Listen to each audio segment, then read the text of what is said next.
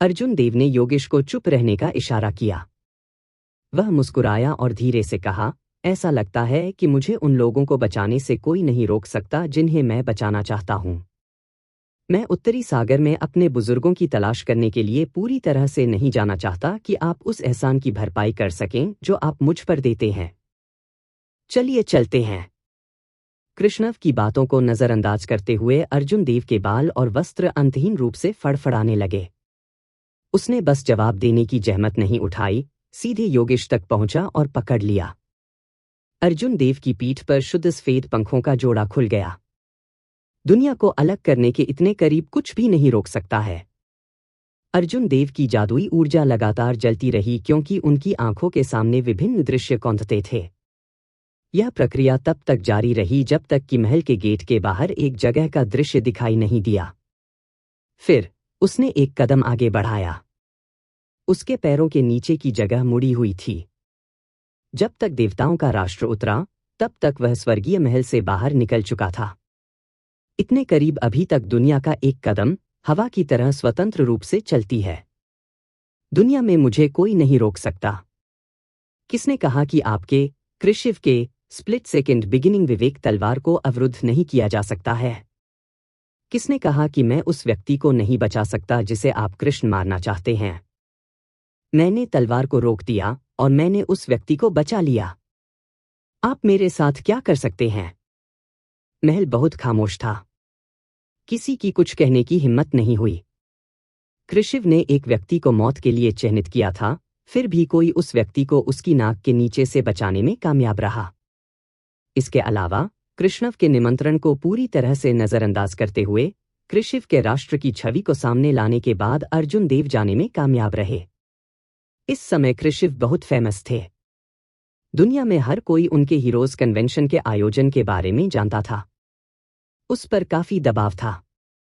चाहे वह मानव जाति के 3 पवित्र वंशज हों, फील्ड रेस के 2 सितारे हों, घोस्ट रेस की राजकुमारी मोहिनी हों, स्वर्गीय लाश उत्तराधिकारी हों, या कृष्ण से पहले नए उभरे प्राचीन जाति के प्रतिभाएं हों, वे सभी कमजोर थे। हालांकि इस शख्स ने 3 साल पहले उसे लात मार दी थी। 3 साल बाद उन्होंने ऐसा कदम उठाया, उनके चेहरे पर एक और थप्पड़ भेजा। जो लोग जानते थे कि कृष्ण इस योगेश को क्यों मारना चाहता था, उनके हाव भाव और भी अधिक विकृत हो गए। कृष्ण की सामान्य रूप से शांत अभिव्यक्ति काली हो गई। वह आगे बढ़कर देवताओं के राष्ट्र पर खड़ा हो गया।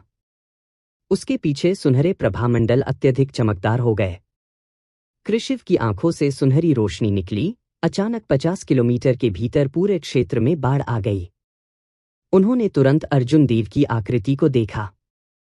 फिर वह ठंडे स्वर में चिल्लाया, उसके बाद। कृष्ण ने देवताओं के राष्ट्र को दूर कर दिया और जैसे ही वह बाहर निकलता है, उसकी आकृति चमक उठी।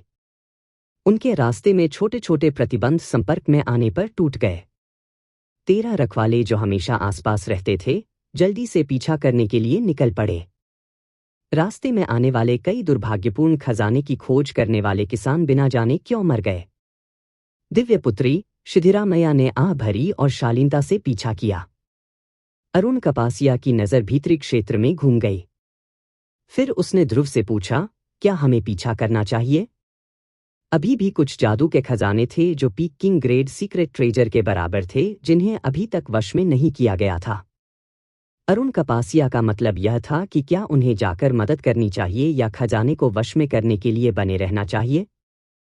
ध्रुव ने जवाब देने से पहले कुछ देर सोचा, हमें अनुसरण करना चाहिए। यह स्वर्गीय महल नहीं होना चाहिए जिसमें गठन का केंद्र हो। जबकि यहाँ के magic treasure peeking grade secret treasure के बराबर हैं, अर्जुन देव की पीठ पर पंखों की जोड़ी सबसे मूल्यवान होनी चाहिए। अरुण कपासिया ने धीरे से मुस्कुराते हुए कहा, महान दिमाग एक जैसे सोचते हैं। इस अर्जुन देव ने हमारे संप्रदायों के कई शिष्यों का वध किया। हम उसे कैसे जाने दे सकते हैं? अर्जुन देव को मारने के कई कारण थे। हालांकि इन उत्कृष्ट प्रतिभाओं के लिए केवल एक ही वास्तविक कारण था। ये उत्कृष्ट प्रतिभाएं अर्जुन देव को राजा से सम्मानित होने से रोकना चाहती थीं, ताकि दूसरे एज़्योर सम्राट के उदय को रोका जा सके।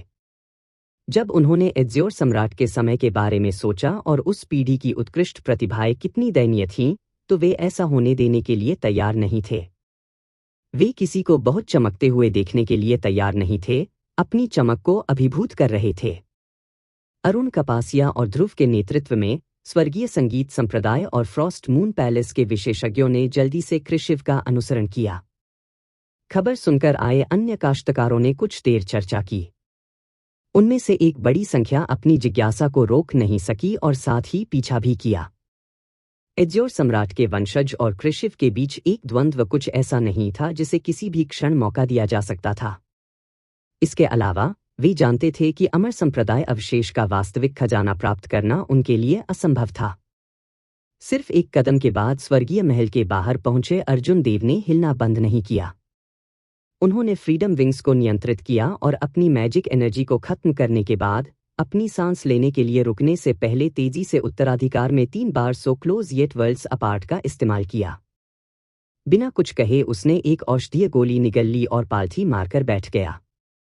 उन्होंने पर्पल थंडर डिवाइन इंटेंटेशन प्रसारित किया और जल्दी से अपनी ऊर्जा को फिर से भर दिया। योगेश की चोटें और भी गंभीर थीं। उसके सीने में तलवार के 9 घाव बहुत ही आकर्षक थे, जैसे एयर वेंट की एक श्रृंखला। उसने कृषिव को कैसे नाराज किया यह अज्ञात रहा। 15 मिनट बाद अर्जुन देव ने अपनी जादू ऊर्जा का 30% पुनर्प्राप्त कर लिया था। उसने अपनी आंखें खोली और समय बर्बाद करना बंद कर दिया। वे अभी तक सुरक्षित नहीं थे। योगेश ने पहले ही अपने कपड़े बदल लिए थे और उसका रंग काफी बेहतर लग रहा था। हालांकि पूरी तरह से ठीक होने में कुछ समय लगेगा। क्या आपके पास अभी भी चोटों के इलाज के लिए ऋषि ग्रेड औषधीय गोलियां हैं? अर्जुन देव ने पूछा। योगेश ने मंद मंद मुस्कुराते हुए कहा, भाई देव की चिंता के लिए बहुत बहुत धन्यवाद। हालांकि चोटों के इलाज के लिए ऋषि ग्रेड औषधीय गोलियां अब मुझ पर प्रभावी नहीं हैं। उसके बारे में आप जरूरत से ज्यादा सोच रहे हैं। मेरी शारीरिक चोटें केवल 80% ठीक हो गई थीं और मैंने फिर से लड़ाई लड़ी। जब मैंने पूछा तो यह मेरे अपने उपयोग के लिए था। योगेश ने उसे कुछ खाली देखा। फिर वह मुस्कुराया। मेरे पास अब वे नहीं है। मैंने पहले से ही सभी 9 ऋषि ग्रेड औषधीय गोलियों का उपयोग किया है। उनके लिए धन्यवाद। यदि आपकी औषधीय गोलियां मुझे अपनी चाल चलने के 9 मौके नहीं देती हैं, तो मैं उस हथेली के प्रहार को चुकाने में सक्षम नहीं होता। जब अर्जुन देव ने यह सुना तो वह अचंभित रह गए। आप वास्तव में अथक हैं। एक हथेली के प्रहार के लिए आप इस तरह समाप्त हो गए? योगेश ने अपनी सामान्य अभिव्यक्ति को पुनः प्राप्त किया, जिससे उसका तीखापन प्रकट हुआ। यह स्वाभाविक है। जब मैं उत्तरी सागर के चारों ओर घूमता था तो यह हमेशा मैं दूसरों पर चुपके से हमला करता था, कभी भी इसके विपरीत नहीं। इसके अलावा यह एक महिला थी जिसने ऐसा किया था।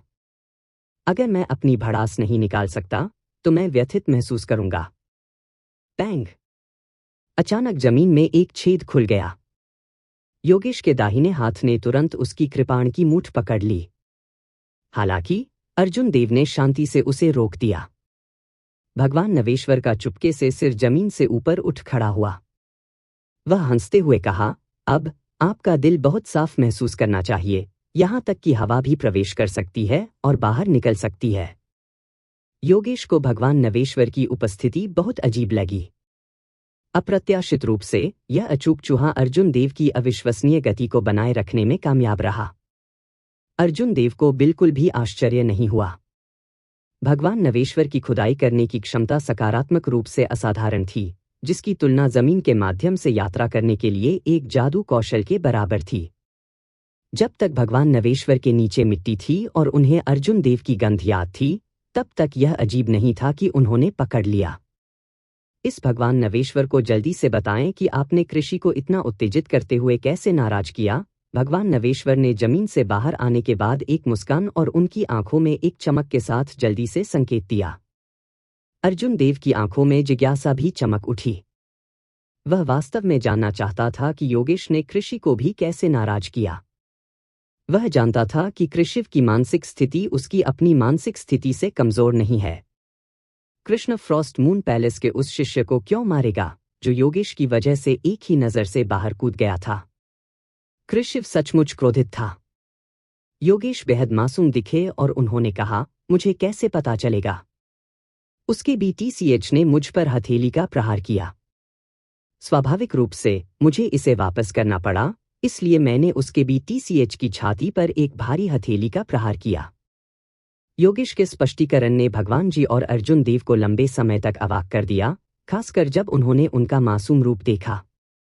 और भी अधिक वे नहीं जानते थे कि क्या कहना है, क्या गलत है।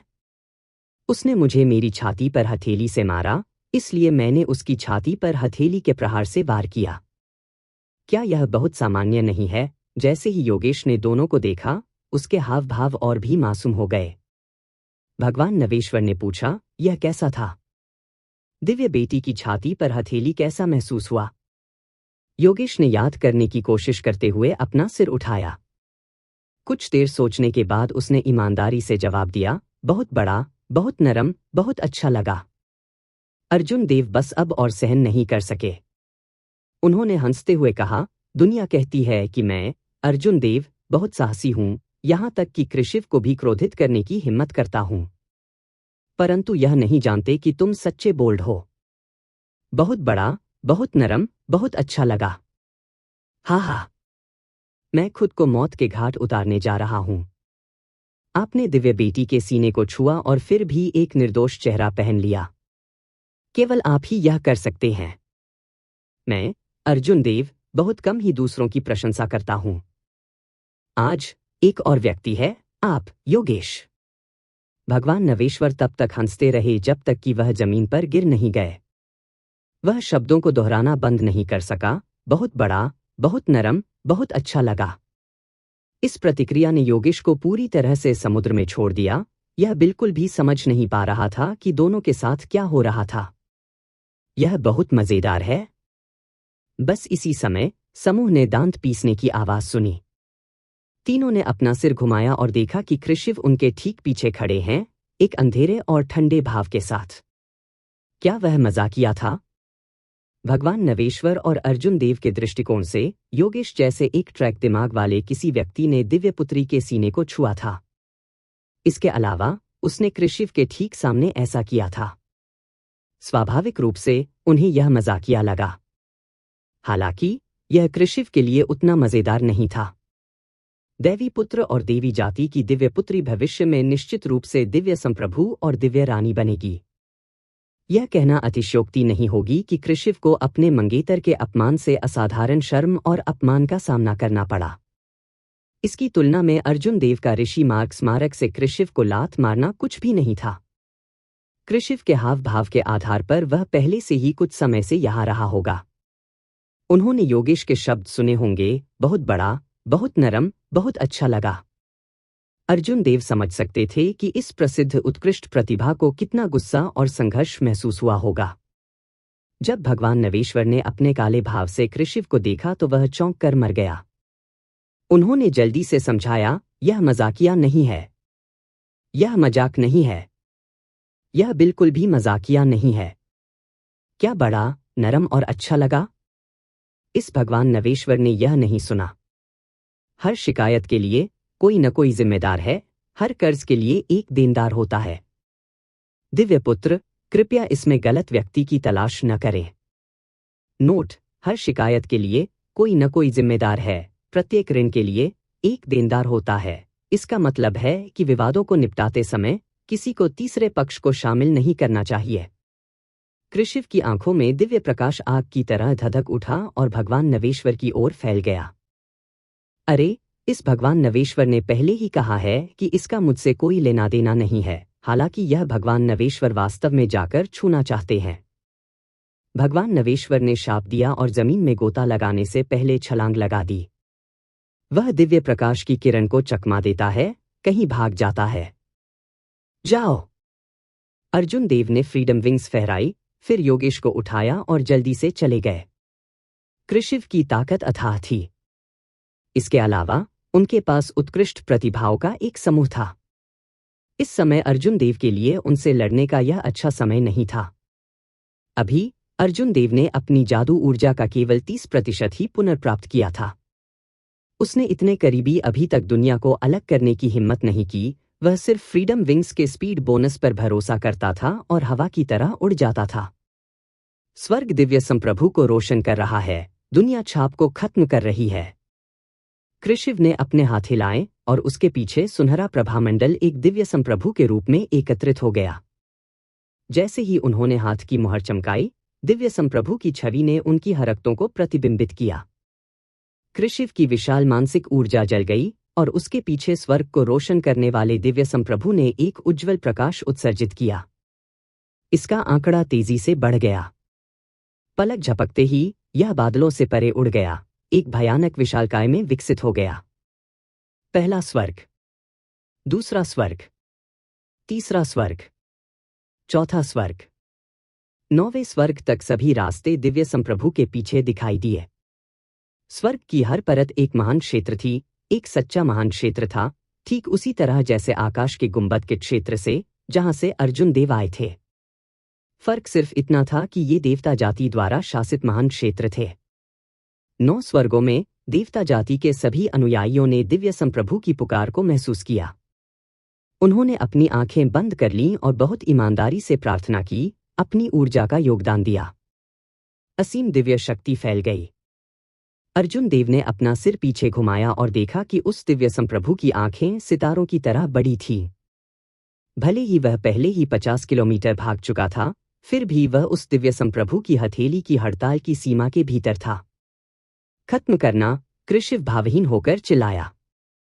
स्वर्ग को रोशन करने वाले दिव्य संप्रभु द्वारा भेजी गई दुनिया ने अर्जुन देव की ओर दबाव डाला, तेजी से 50 किलोमीटर की यात्रा की।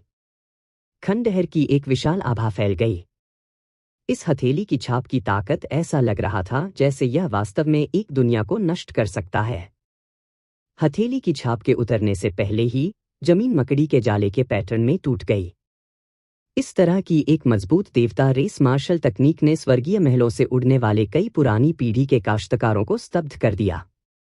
देवता जाति के हर एक दिव्य संप्रभु का अपना शीर्षक था और विरासत में मिलने के लिए एक मार्शल तकनीक को पारित किया जाएगा।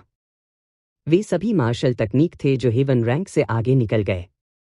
उस समय कुनलुन क्षेत्र के लिए एज़्योर सम्राट के साथ संघर्ष करने वाला यह स्वर्ग रोशन दिव्य संप्रभु प्रतीत होता है।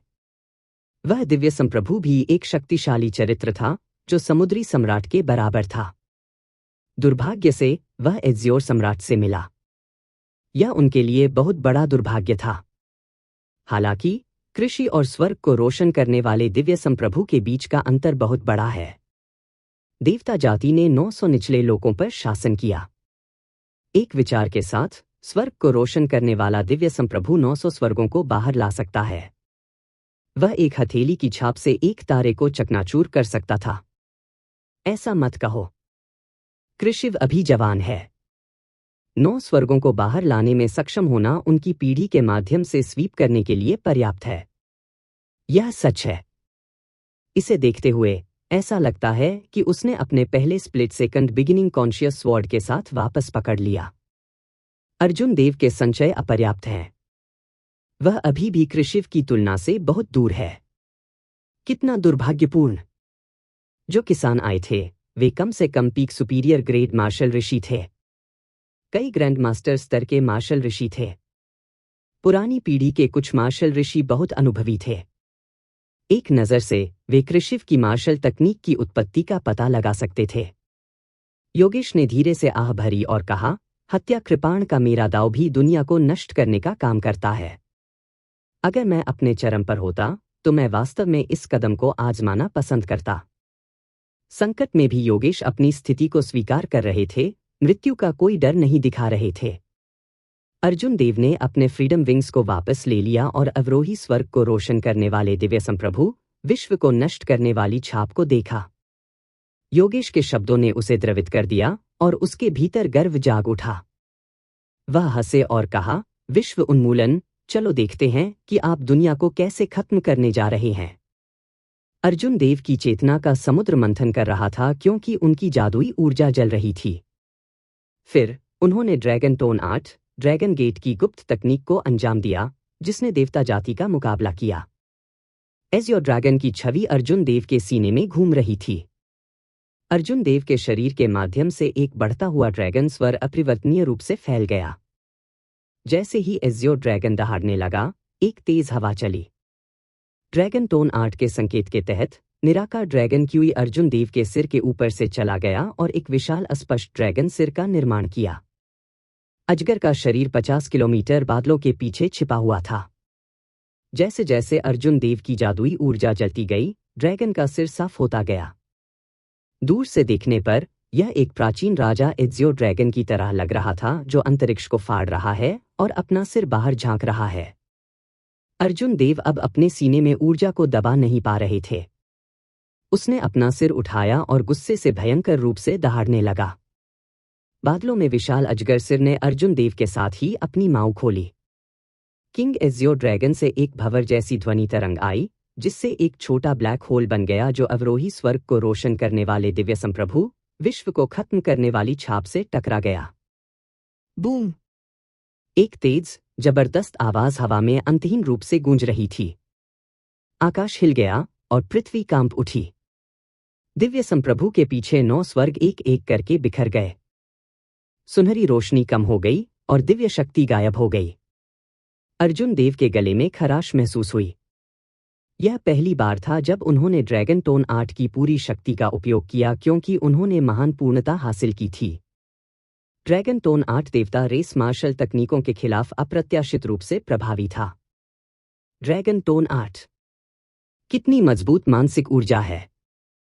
उसने प्राचीन राजा एज़्योर ड्रैगन को बुलाया होगा, अन्यथा वह स्वर्ग को रोशन करने वाले दिव्य संप्रभु की बराबरी नहीं कर पाएगा। हम उन्हें सफेद वस्त्र वाला राजा अर्जुन देव कहते रहते हैं, लेकिन हम एज़्योर सम्राट के वंशज के रूप में उनकी पहचान के बारे में भूल गए। अप्रत्याशित रूप से 10,000 साल पहले की शिकायत इस महान युग तक जारी है।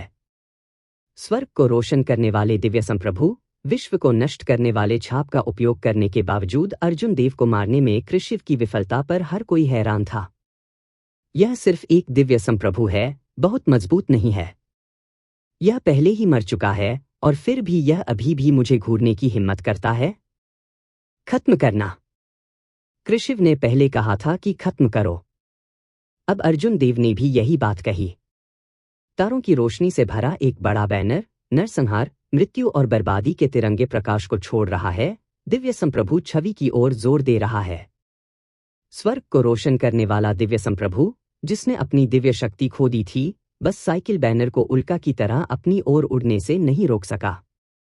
काका, बैनर ने स्वर्ग को रोशन करने वाले दिव्य संप्रभु के माथे पर छुरा घुंपा दिया। मौत क्यूई, बर्बाद क्यूई, क्यूई को मारना और नक्षत्र की शक्ति तुरंत फैल गई। विशाल दिव्य संप्रभु छवि में दरारें दिखाई दी।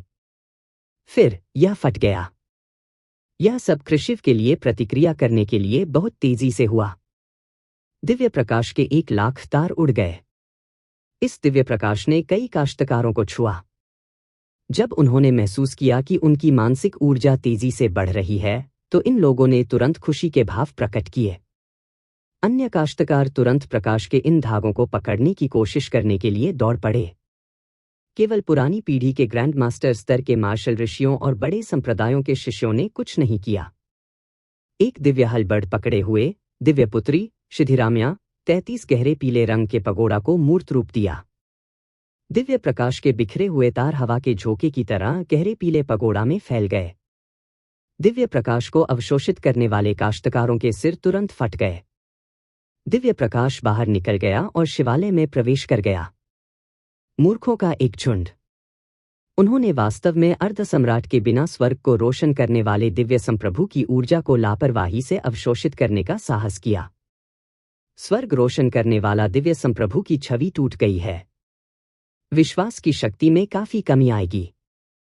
अगली बार जब कृशिव इस कदम का इस्तेमाल करेंगे, तो इसकी ताकत काफी कम होगी। ड्रैगन टोन आर्ट एज़्योर सम्राट की रचना के रूप में अपनी प्रतिष्ठा पर खरा उतरता है। यह वास्तव में देवता जाति के खिलाफ अविश्वसनीय है। कृशिव के चेहरे पर कुछ स्तब्ध भाव थे। ऐसा नहीं था कि उन्हें पता नहीं था कि अर्जुन देव ड्रैगन टोन आर्ट को जानते हैं। यह सिर्फ इतना था कि देवता रेस मार्शल तकनीकों पर ड्रैगन टोन आर्ट का दमन वैसा ही था जैसे पानी आग का मुकाबला करता था। एक बार जब आग लग गई, तो उस पर सिर्फ एक बाल्टी पानी के छींटे मारना एक कार को रोकने की कोशिश करने वाले प्रार्थना करने वाले मेंटिस की तरह होगा। आपने मुझे हथेली पर प्रहार किया, इसलिए मैं आपको एक मुक्का लौटाऊंगा। जैसा कि वे कहते हैं, तरह से जवाब न देना शिष्टाचार के खिलाफ जाता है। हवा में अर्जुन देव ने हिलना बंद नहीं किया था। देवता अवरोही, 10 गुना युद्ध कौशल, 10 ड्रैगन बल, 50,000 टन। पैंग पैंग पैंग। अर्जुन देव के दाहिने हाथ की आस्तीन तुरंत फट गई। उसकी त्वचा फट गई और खून बह निकला। हालांकि उसने फिर भी मुक्का फेंका। कृशिव ने आंख तरेर ली और उसे अपने दिल में खतरे का एहसास हुआ। पुरानी पीढ़ी के विशेषज्ञों या बेहद खतरनाक और क्रूर जानवरों का सामना करते समय उन्होंने पहले भी इस तरह की भविष्यवाणी महसूस की थी। वह अर्जुन देव के पीछे दहाड़ते हुए 10 प्राचीन स्वर्गीय ड्रैगन को भी बेहोश कर सकता था। इस एक मुक्के की ताकत में 10 ड्रैगन फोर्स की ताकत थी। जब स्वर्ग को रोशन करने वाली दिव्य संप्रभु छवि टूट गई, तो कृशिव थोड़ी देर के लिए सदमे में खाली हो गया था। अर्जुन देव ने इस खालीपन के दौर को पकड़ लिया। जब तक कृशिव होश में आया, तब तक मुट्ठी की रोशनी उसके सामने आ चुकी थी। उसके पास चकमा देने का कोई रास्ता नहीं था और देवताओं के राष्ट्र की छवि को बुलाने का समय नहीं था। उसने जल्दी से हाथ की मुहर बनाई और उसके माथे पर तीसरी आंख खुल गई। फिर 12 छोटी ढालें उड़ गईं और एक लघु गठन को मूर्त रूप दिया। वे 12 अलग अलग उत्परिवर्तित जानवरों में बदल गए जो दिव्य प्रकाश में घिरे हुए थे। ये ढालें एक किंग ग्रेड सीक्रेट ट्रेजर थीं, जिन्हें कृशिव ने खुद को परिष्कृत किया था, स्वर्गीय जानवर ढाल। यह गुप्त खजाना दूसरों से अलग था। उन्होंने एक तरफा उच्चतम गुणवत्ता की दिशा में काम किया। हालांकि इसके परिणामस्वरूप इसकी ताकत सीमित हो गई। स्वर्गीय जानवर ढाल एक गुप्त खजाना था जिसे कृशिव की ताकत के अनुरूप बनाया गया था। वह अपनी ताकत का 120% बाहर निकाल सकता था। एक बार जब कृशिव मजबूत हो गया, तो वह तुरंत और अधिक दिव्य सामग्री जोड़ सकता था ताकि वह अपनी ताकत में सुधार के साथ बने रह सके। हालांकि इस गुप्त खजाने की ताकत और ग्रेड कई चोटी किंग ग्रेड सीक्रेट खजाने के रूप में अच्छे नहीं थे, यह कृशिव के लिए अधिक उपयुक्त था। यह कृशिव के सुधारों के अनुसार सुधार कर सकता है और वह हमेशा अपनी ताकत का 120% बाहर ला सकता है। कृशिव को विश्वास था कि अर्जुन देव का पंच कितना भी शक्तिशाली क्यों न हो, भले ही अर्जुन देव ने स्वर्गीय पशुढाल के साथ उस क्षणिक उद्घाटन को पकड़ लिया हो, तो उसे कोई नुकसान नहीं होगा। अधिक से अधिक वह केवल एक गुप्त खजाना खो देगा। हालांकि इस पंच की ताकत कृशिव की उम्मीदों से कहीं अधिक थी। 10 ड्रैगन के चिल्लाने के साथ वह 50,000 टन बल था। स्वर्गीय जानवर ढाल के 12 टुकड़े तुरंत बिखर गए। उत्परिवर्तित जानवर की छवियां दुख में बिना रुके रोती रहीं। इस टक्कर के बावजूद मुट्ठी की रोशनी की ताकत कम नहीं हुई। कृशिव की चौंकाने वाली आंखों से पहले हमला उसके सुरक्षात्मक दिव्य प्रकाश में घुस गया और उसके कवच को चकनाचूर कर दिया, जिससे वह नीचे गिर गया। एक जोरदार धमाके के साथ जमीन फट गई। पृथ्वी में एक गहरा गड्ढा दिखाई दिया और एक पहाड़ी की गंदगी हवा में उड़ गई। जैसे ही धूल का बादल हवा में भर गया, कोई भी अंदर की स्थिति को नहीं देख सका। 3 साल बाद कृशिव को एक बार फिर झटका लगा। इसके अलावा जिस व्यक्ति ने उसे मारा वह वही था, वही व्यक्ति जिसने उसे 3 साल पहले ऋषि मार्ग स्मारक से नीचे गिरा दिया था। दिव्य पुत्र कृशिव को नीचे गिरा दिया गया। हर कोई दंग रह गया। उनके सामने जो हुआ उस पर विश्वास करने की हिम्मत नहीं कर रहा था। होश। जैसे ही सभी का दिमाग खाली हो गया, दिव्य प्रकाश की एक किरण चमक उठी। शिधीर माता ने अपने हाथ में दिव्य हलबर्ड को पकड़ रखा था क्योंकि वह अर्जुन देव की ओर बढ़ रही थी, जो देवताओं के उतरने के बाद कमजोर हो गए थे। शिधीर मैया के सफेद बाल बेतहाशा उड़ गए। उसका दिव्य और मासूम चेहरा ठंडा और भावहीन लग रहा था।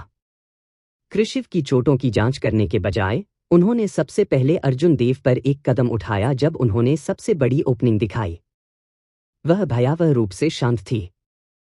एक लाल रंग की रोशनी हवा में भर गई और अर्जुन देव के बगल में मोहक कृपाण रोशनी दिखाई दी।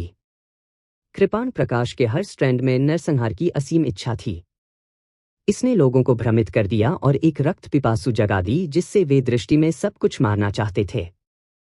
योगेश ने एक लंबी और पतली कृपाण पकड़ी हुई थी क्योंकि उसका फिगर चमक रहा था। वह अर्जुन देव के ठीक सामने उतरा। लाल रंग की रोशनी एक साथ इकट्ठा हो गई क्योंकि उसने अपनी कृपाण को आने वाले सिद्धिरामैया पर घुमाया। योगेश के काले बाल और आंखें लाल हो गईं। उसकी आभा बेहद भयावह हो गई, जैसे कि वह नरसंहार का देवता था जो नरक से बाहर चला गया था क्योंकि उसने एक भयानक कृपाण प्रकाश भेजा था। सिद्धिरामैया ने अपने दिव्य हलबड़ को पकड़ लिया और कृपाण को अवरुद्ध करते हुए अपनी गहन देवता जाति की खेती तकनीक को प्रसारित किया। दिव्य प्रकाश फूट पड़ा और उसके कपड़े फड़फड़ाने लगे। उसकी दिव्यता ऐसी लग रही थी जैसे इसे अपवित्र नहीं किया जा सकता है। उनकी उपस्थिति योगेश की आभा के बिल्कुल विपरीत थी। अंत में योगेश अभी भी घायल हो गए। इस हमले में अपना सब कुछ लगाने के बावजूद वह सिद्धिरामैया को लंबे समय तक रोक नहीं सका। जल्द ही उसने उसे पीछे धकेल दिया। सिद्धिरामैया की आंखें ठंडी हो गईं क्योंकि उसने अपना दिव्य हलबड़ लहराया। उसके पीछे दिव्य प्रकाश बारिश की तरह गिर गया। हालांकि अर्जुन देव पहले ही अपनी बुद्धि को ठीक कर चुके थे। उसका सबसे कमजोर क्षण बीत चुका था। उसने अपना हाथ बढ़ाया और साइकिल बैनर को हवा में पकड़ लिया। तारों की रोशनी फूट पड़ी और उसने सिद्धिरामैया को रोक दिया, जो योगेश पर हमला करने की तैयारी कर रहा था, एक चाल से। अर्जुन देव मंद मंद मुस्कुराया। क्या दिव्यपुत्री वास्तव में भावहीन है? भाई शिव को मारने के बारे में सोच रही है? मेरे इस भाई का आपके प्रति जो लगाव है वह दिव्यपुत्र से कमजोर नहीं लगता है। इस समय कृशिव की स्थिति अज्ञात थी। 13 रखवालों ने उस क्षेत्र को घेर लिया, किसी को भी पास नहीं जाने दिया। अर्जुन देव ने अपनी जादुई ऊर्जा और वाइटल क्यूई को खत्म कर दिया था। उनके भौतिक शरीर को भी भारी प्रतिक्रिया मिली। इसके अलावा वह पहले भी घायल हो गया था। अब वह पहले से ही घायल होने के बावजूद और घायल हो गया था। हालांकि जब अर्जुन देव ने इस अलग, शुद्ध, निर्दोष दिव्यपुत्री सिद्धिरामैया का सामना किया तो उन्होंने योगेश के एक ट्रैक दिमाग के बारे में सोचा। फिर उसने दूसरे पक्ष की छाती को देखा और उसका दिमाग मदद नहीं कर सका लेकिन आराम कर सका। चाहे कुछ भी हो, अर्जुन देव ने कृशिव को नीचे गिरा दिया था और दिव्यपुत्री का मजाक उड़ाया था। यहां तक कि प्राइमल कैओस डोमेन के विशेषज्ञों से घिरा हुआ, खतरे से घिरा हुआ, उसे अपना बदला लेने के लिए माना जा सकता था। अर्जुन देव ने अपने कार्यों का उपयोग 3 पवित्र भूमि को यह बताने के लिए किया, दुनिया को बताने के लिए कि वह निश्चित रूप से इस जीवन में उठेंगे, चाहे कोई भी उसे रोकने की कोशिश करे। यहां तक कि कृशिव भी उसे रोक नहीं पाएगा। अर्जुन देव इस आधे साल में मरेंगे नहीं। वह समय पर राजा के सम्मेलन समारोह के लिए पहुंचेंगे और एज़ियो ड्रैगन किंग की उपाधि प्राप्त करेंगे। पैंग! गहरे गड्ढे के चारों ओर की चट्टानें जो कृशिव बन गई थीं, बिखर गईं और एक आकृति उड़ गई। उसके होठों के एक कोने से खून निकल रहा था क्योंकि उसने खुद को प्रकट किया। इस समय कृशिव का रंग पीला पड़ गया था और खून से उसकी त्वचा पर दाग लग गया था। हालांकि उसने पहले ही अपने कपड़े बदल लिए थे। उसकी पीठ के पीछे सुनहरी रोशनी अब मौजूद नहीं थी, वह एक साधारण व्यक्ति की तरह थे। जैसे ही वह हवा में चला गया, उसने अपने फड़फड़ाते सफेद बालों को एक बंडल में बांध दिया। फिर उसने अपने चेहरे पर एक फीकी मुस्कान प्रकट की। सफेद वस्त्र वाले राजा अर्जुन देव, नीला सम्राट के वंशज, आप वास्तव में महान भाग्य वाले व्यक्ति हैं। यहां तक कि स्वर्ग रोशन दिव्य संप्रभु, विश्व उन्मूलन छाप आपको नहीं मार सकता। आपने मुझे घायल करने का अवसर भी पकड़ लिया। कृशिव के स्वर ने अर्जुन देव का दिल डूब गया। इस समय कृशिव की मानसिक स्थिति पहले से क्रोध की कमी के साथ पूर्ण और निर्दोष हो गई थी। भले ही कृशिव के शरीर पर चोट के निशान अतुलनीय रूप से गंभीर थे, फिर भी उन्होंने अर्जुन देव को एक खतरनाक एहसास दिया। कृशिव की आंखें शांत थीं, शांत दिखाई दे रही थीं। उन्होंने कहा, बहुत बहुत धन्यवाद। आपके मुक्के ने मेरे अहंकार को तितर-बितर कर दिया और मुझे दिव्य वेदी से गिरा दिया। मेरे 33 स्वर्गीय दिव्य संप्रभु पवित्र शास्त्रों ने भी एक सफलता हासिल की। अब भले ही आपके पास भारी भाग्य हो, मैं आपको एक पल में मार सकता हूं। अर्जुन देव ने अपनी बाहों को अपनी छाती पर क्रॉस किया और मंद मंद मुस्कुराया। हा हा। तो भाई दी की साधना तकनीक बहुत खास है। इससे पहले कि आप सफलता हासिल कर सकें, किसी को आपको जबरदस्ती नीचे गिराने की आवश्यकता है।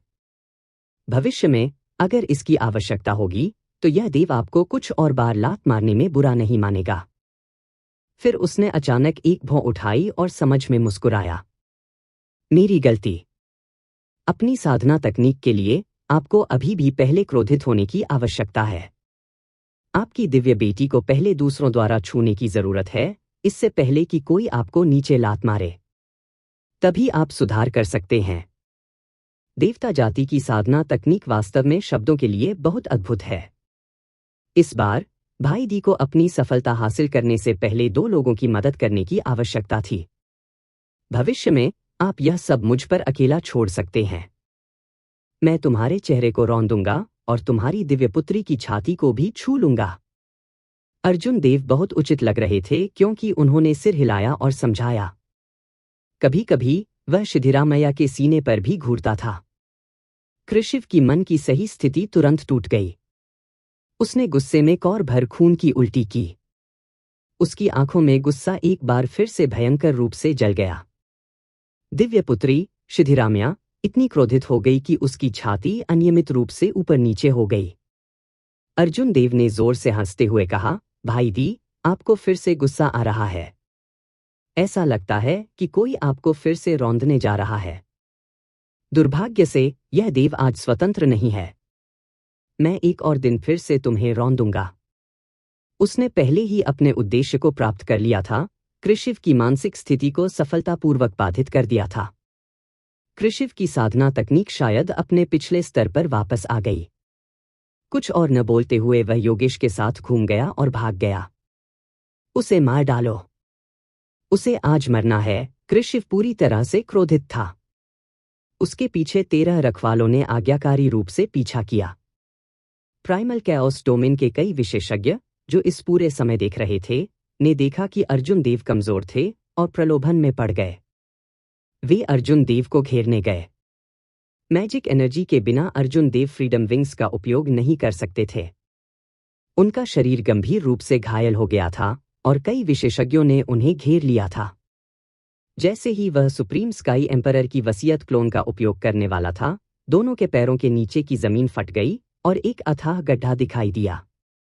छेद में कुछ अजीब ने जल्दी से दोनों को नीचे खींच लिया, जिससे उन्हें बिल्कुल भी विरोध करने की अनुमति नहीं मिली। जब दोनों छेद से आधे रास्ते में थे तो एक हाथ दीवार से बढ़ा, जिससे उन्हें गार्ड से पकड़ लिया गया। यह भगवान नवेश्वर थे जो बहुत पहले भाग गए थे। कुछ मत कहो, मेरे साथ आओ।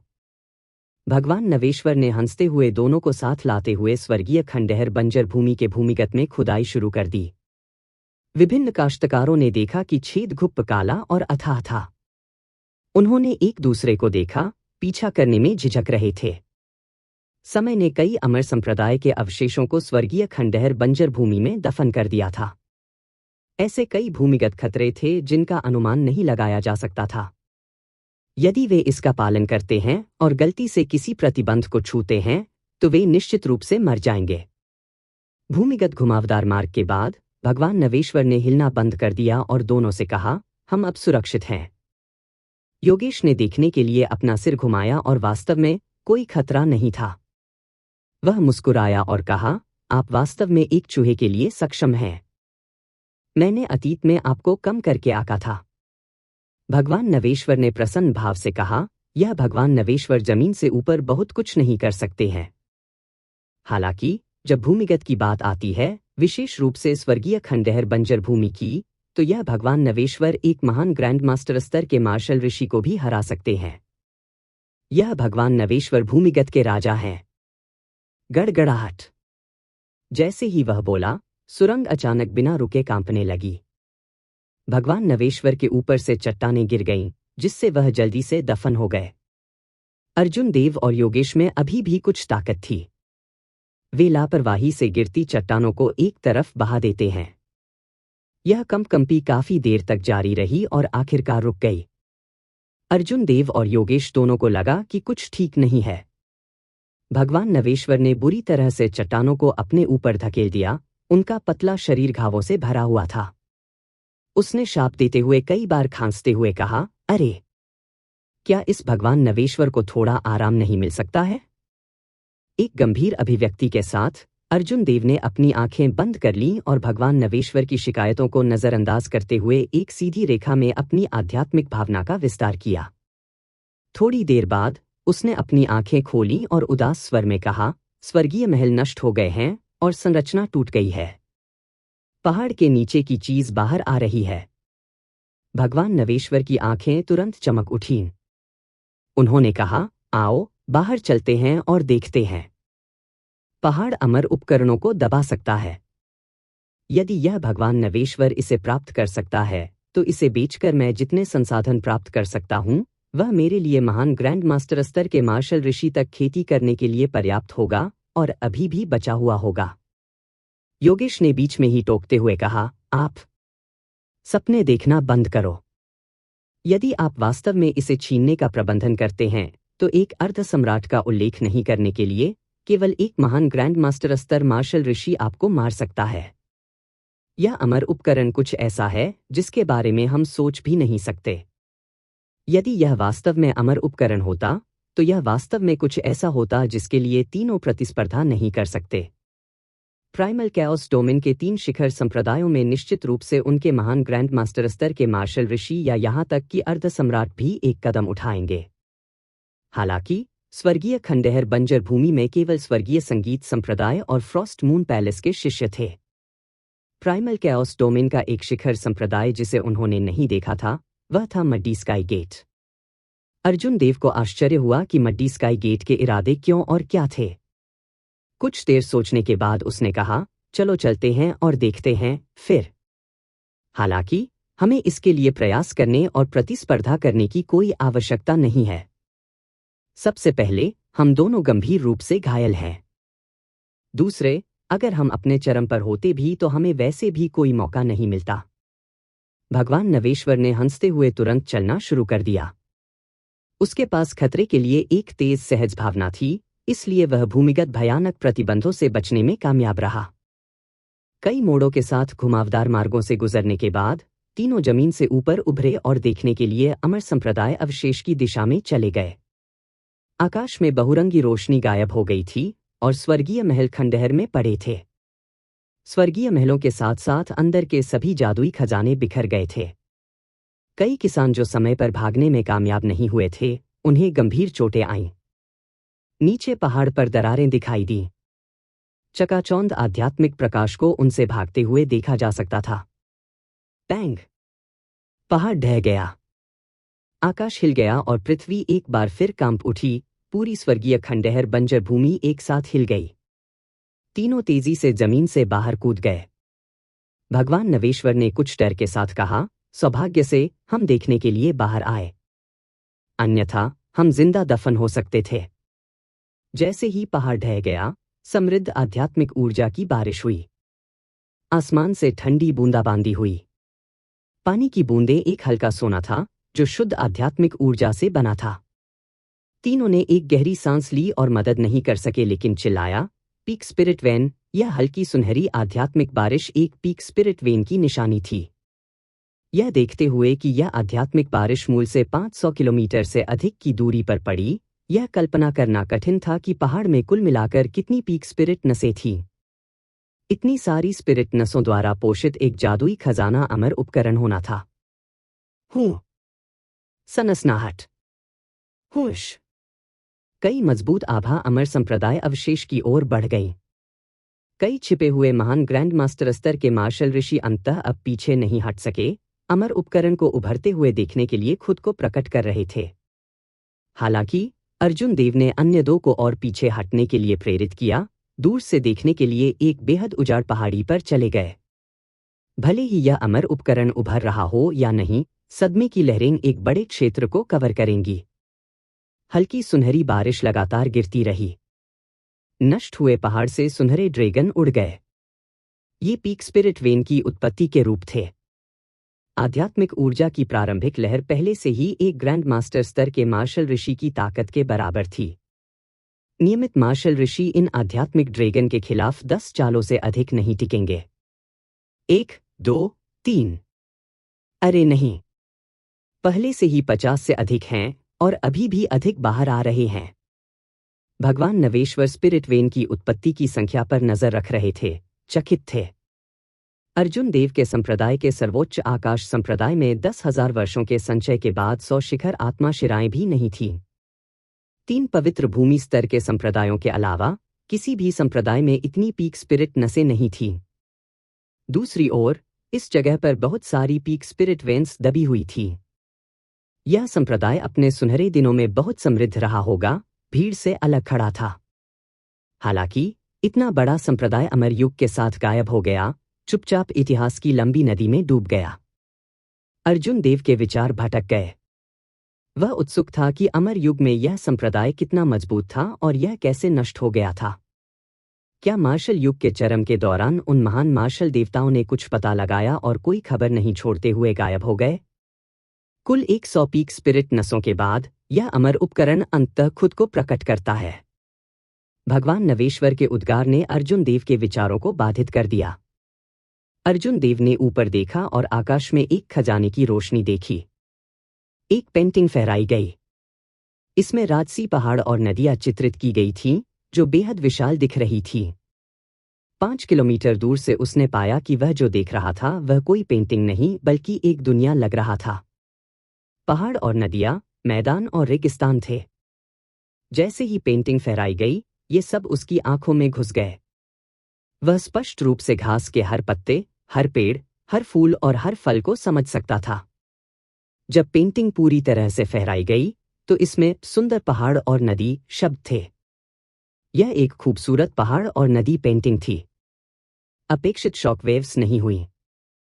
इसके बजाय यह बहुत शांतिपूर्ण था। आसपास का वातावरण पूरी तरह से शांत था। जो किसान पास थे, वे गतिहीन रहे। कुछ गड़बड़ है। अर्जुन देव के हाव भाव तुरंत बदल गए। जब खजाना प्रकट हुआ, तो किसी ने चाल कैसे नहीं उठाई। इसके बजाय वे इतने शांत हो गए। यह बेहद अजीब था। जब उसने तिरछी नजर डाली और फिर से देखा, तो उसकी अभिव्यक्ति एक बार फिर से काफी बदल गई। ऐसा नहीं था कि ये लोग गतिहीन थे, बल्कि यह था कि ये लोग अब और आगे नहीं बढ़ सकते थे।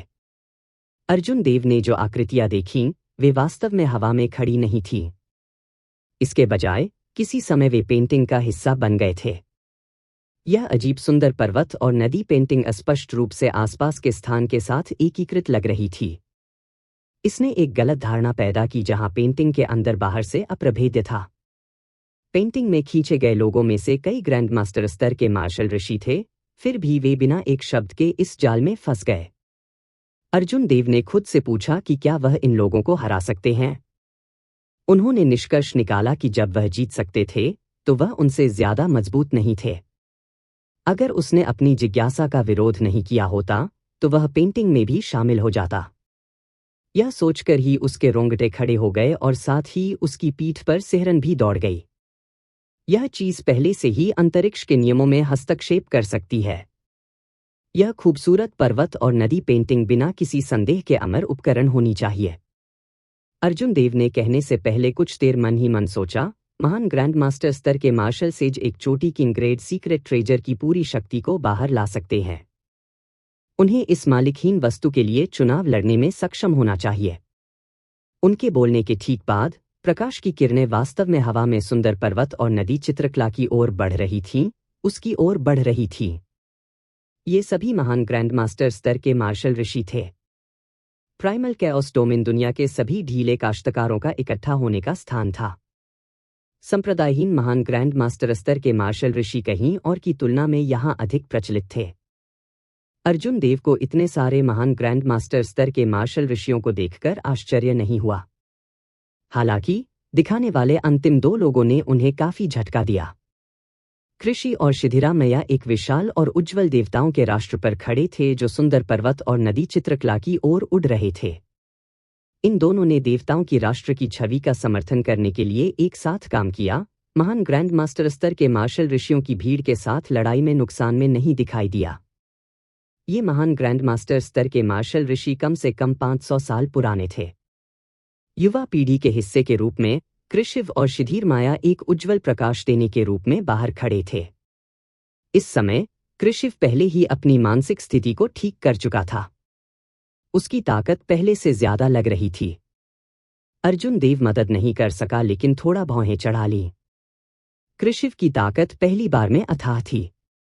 अर्जुन देव को अपने सभी तुरुप के पत्ते के इस्तेमाल के बावजूद भी दूसरे पक्ष को हराने की केवल 70% संभावना का भरोसा था। अब जब कृषिव मजबूत हो गए थे, तो अगर अर्जुन देव उनसे लड़ते थे तो जीत की संभावना भी नहीं थी। योगेश ने आह भरते हुए कहा, अर्जुन देव, आपका प्रतिद्वंद्वी असाधारण रूप से भयानक है। जब वह आपके साथ लड़ा तो शायद उसके पास अभी भी कई तुरुप के पत्ते थे। अर्जुन देव खुद जानते थे कि जब उन्होंने देवताओं के अवरोही को निष्पादित करके उस 10 ड्रैगन फोर्स पंच का उपयोग किया था, तो वह उस उद्घाटन को नहीं पकड़ते तो वह कृषिव को वापस नहीं खटखटाते। बूढ़े नवेश्वर, आप आकाश में सभी सैकड़ों पीक स्पिरिट नसों को स्पष्ट रूप से देखते हैं, है ना? मुझे उन लोगों की आभा को याद करने में मदद करें जिन्होंने इन आत्मा नसों को छीन लिया। हम उनके लिए बाद में वापस आएंगे। अर्जुन देव को सुंदर पर्वत और नदी चित्रकला का लालच नहीं आया। दूसरी ओर वह इन 100 पीक स्पिरिट नसों में से अधिक को पकड़ने का इरादा रखता था जितना वह कर सकता था। हालांकि फिलहाल वह घायल थे। वह केवल भगवान नवेश्वर से मदद ले सकता था और ठीक होने के बाद उन्हें छीन सकता था। योगेश स्तब्ध हुए बिना नहीं रह सके। इस अर्जुन देव की भूख बहुत बड़ी थी। अर्जुन देव ने जो कहा उससे ऐसा लग रहा था कि वह सभी 100 पीक स्पिरिट नसों को इकट्ठा करना चाहते हैं। चिंता मत करो, मैं पहले से ही इस पर हूं। मैं बस आपके शब्द कहने का इंतजार कर रहा था। भगवान नवेश्वर ने हंसते हुए जमीन में कबूतर लगाया, बिल्कुल भी आश्चर्यचकित नहीं हुए। योगेश ने आह भरते हुए कहा, मुझे लगा कि मैं निर्दयी हूं, लेकिन अर्जुन देव, आप मुझसे ज्यादा निर्दयी हैं। उसने अर्जुन देव की ओर शर्म और हीनता की भावना से देखा। अर्जुन देव ने मुस्कुराते हुए कहा, बिल्कुल। आपको क्या लगता है कि मुझे वे 900 जादू के खजाने कैसे मिले? आओ, चलो चलते हैं और स्वस्थ हो जाते हैं। उसके बाद हम हत्या करने के लिए वापस आएंगे। दोनों वापस उस सुरंग में उतर गए जिसे भगवान नवेश्वर ने बनाया था। फिर अर्जुन देव ने अमर आत्मा की अंगूठी से 2 चंद्रकैसिया फूल निकाले और उन्हें योगेश को सौंप दिया। जब योगेश को फूल मिले तो उन्हें झटका लगा। अर्जुन देव के पास वास्तव में कई अच्छी चीजें थीं। उन्होंने सोचा कि अर्जुन देव को ये सब कहां से मिला। अकेले लिया गया एक चंद्रकैसिया फूल ने रैंक 9 औषधीय गोली की तुलना में प्रभाव का दावा किया। हालांकि इसका लाभ यह था कि यह अन्य औषधीय गोलियों के साथ संघर्ष नहीं करता है। औषधीय गोलियों के गहन सेवन से एक ही ग्रेड की औषधीय गोलियों के लिए प्रतिरोध का निर्माण होगा। यहां तक कि ऋषि ग्रेड औषधीय गोलियां भी कोई अपवाद नहीं थीं। हालांकि अब लूनर कैसिया फूल का उपयोग करने से रैंक 9 औषधीय गोली का प्रभाव सामने आ सकता है। अर्जुन देव ने देखा तो योगेश दोनों फूलों को अपने मुंह में डालने वाला था। उन्होंने जल्दी से कहा, अधिक रूढ़िवादी बनो। बस एक ही काफी है। दूसरा आपके लिए बैकअप के रूप में रखना है। मेरे पास इनमें से कई लूनर कैसिया फूल नहीं बचे हैं। दोनों भूमिगत हो गए, अपनी ताकत को ठीक कर रहे थे, इस बात से अनजान थे कि बाहर अराजकता में बदल गया था। सुंदर पर्वत और नदी चित्रकला के लिए लड़ाई और पीक स्पिरिट नसों के लिए लड़ाई दोनों बहुत तीव्र स्तर पर पहुंच गए। 2 दिन बाद अर्जुन देव अपनी चोटों से पूरी तरह उबर चुके थे। गहन नदी दर्पण, देवताओं के राष्ट्र की छवि और 10 ड्रैगन फोर्स की प्रतिक्रिया से होने वाली क्षति सभी ठीक हो गई थी, जिससे कोई छिपी हुई चोट नहीं बची थी। योगेश के घाव पहले अर्जुन देव की तुलना में कहीं अधिक गंभीर थे। इससे पहले कि वह ठीक हो पाते, उसने अर्जुन देव के लिए उस हमले को रोक दिया था। लूनर कैसिया फ्लावर की सहायता से भी वह केवल 80% ठीक हो गया था। अर्जुन देव ने योगेश के ठीक होने में कोई बाधा नहीं डाली। वह सुरंग से बाहर चला गया और दूसरी सुरंग पर पहुंचने से पहले कई मोड़ लिए। एक गहरी सांस के साथ उसने अपनी लॉ एनर्जी को प्रसारित किया और एक विद्युत अवरोध बिछाया। उन्हें यूनिवर्स रिंग से थंडर ओरिजिन मिला। निडर बिजली ने चौड़ी सुरंग को भर दिया, जिससे हर जगह चिंगारी फैल गई। हालांकि मजबूत बल ने न केवल अर्जुन देव के विद्युत अवरोध को नहीं तोड़ा, बल्कि इसने बाधा को और भी मजबूत और स्थिर बना दिया। थंडर ओरिजिन, एक उत्परिवर्तित स्पिरिट वेन की उत्पत्ति में शुद्ध बिजली जिम्मेदार आध्यात्मिक ऊर्जा शामिल थी। उन लोगों के लिए जिन्होंने अर्जुन देव जैसी बिजली की विशेषता वाली खेती की तकनीक की खेती की, यह बस एक वरदान था, एक महान पूरक था। जहां तक अर्जुन देव का सवाल है, यह अच्छे के ऊपर बेहतर था। पर्पल थंडर डिवाइन इंटेंटेशन की 7वीं परत में भारी भूख थी। यदि इस थंडर ओरिजिन के लिए नहीं, तो वह नहीं जानता था कि वह कब सुपीरियर ग्रेड मार्शल सेज तक पहुंच सकता है। ऐसा करने में केवल नियमित साधना के माध्यम से, यहां तक कि पवित्र आत्मा की नस के साथ भी, उसे कम से कम 1 महीने का समय लगेगा। इस थंडर ओरिजिन के साथ अर्जुन देव को इतना समय नहीं बिताना पड़ेगा क्योंकि उन्होंने बैंगनी थंडर दिव्य मंत्र की खेती की थी और एक शिखर रैंक 3 ऋषि शरीर प्राप्त किया था, साथ ही साथ बड़ी मात्रा में दिव्य सामग्री भी ली थी। हालांकि इनसे उसके भौतिक शरीर में कई बदलाव नहीं आए, लेकिन वह अपने भौतिक शरीर की क्षमता में एक निश्चित अंतर महसूस कर सकता था। जहां तक वास्तव में यह क्या था, वह 10 ड्रैगन फोर्स हासिल करने और एज़्योर ड्रैगन बैटल आर्मर को साकार करने के बाद ही इसका पता लगाएगा। अपने तुरुप के पत्ते के रूप में इसके साथ, वह अपने शरीर के विस्फोट की चिंता किए बिना इस थंडर ओरिजिन को एक बार में निगल सकता था। अन्य काश्तकार, जिनके पास ऐसी काया नहीं थी, उनके पास इसे व्यवस्थित रूप से थोड़ा थोड़ा करके उपभोग करने के अलावा कोई विकल्प नहीं होगा। उसने अपना मुंह खोला और एक गहरी सांस ली। बैंगनी थंडर ओरिजिन बिजली की रोशनी की एक धारा में बदल गया और उसके शरीर में फैल गया। बिजली की रोशनी लगातार चमकती रही। इस प्रक्रिया में बहुत लंबा समय लगा। अपने डेंटियन में रहस्यमय स्थान में बैंगनी बिजली जिम्मेदार लॉ एनर्जी तेजी से बढ़ी। मूल स्ट्रिंग जैसी लॉ एनर्जी धीरे धीरे बंद हो गई, जिससे एक वृत्त बन गया। अर्जुन देव ने महसूस किया कि जब तक उनकी लॉ एनर्जी रिंग में बदल जाएगी, तब तक वह सुपीरियर ग्रेड मार्शल सेज को तोड़ने में सक्षम होंगे। स्वर्गीय ऋषि कानूनों के बारे में उनकी समझ एक नए स्तर पर पहुंच गई। एक बार जब अर्जुन देव ने थंडर ओरिजिन को अवशोषित करना समाप्त कर लिया, तो जबरदस्त और विशाल बिजली जिम्मेदार ऊर्जा ने उन्हें मीडियल ग्रेड मार्शल सेज की बाधाओं को तोड़ने और सुपीरियर ग्रेड मार्शल सेज तक आगे बढ़ने की अनुमति दी। कानून ऊर्जा ने जुड़ गया और छल्ले बनाए, वे अब केवल सीधी रेखाएं नहीं थीं।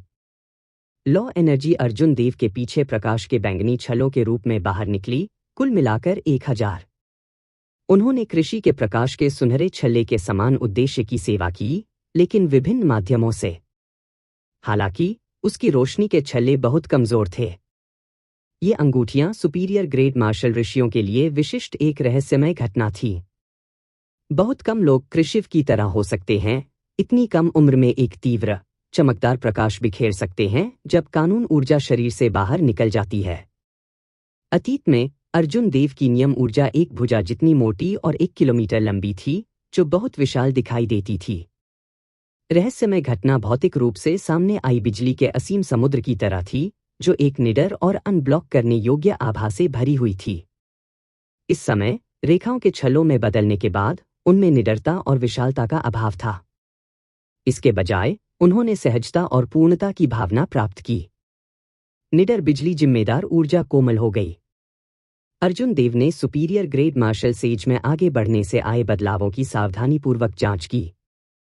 एक विचार के साथ आध्यात्मिक ऊर्जा की एक बड़ी मात्रा प्रकाश के बैंगनी छल्लों में बह गई।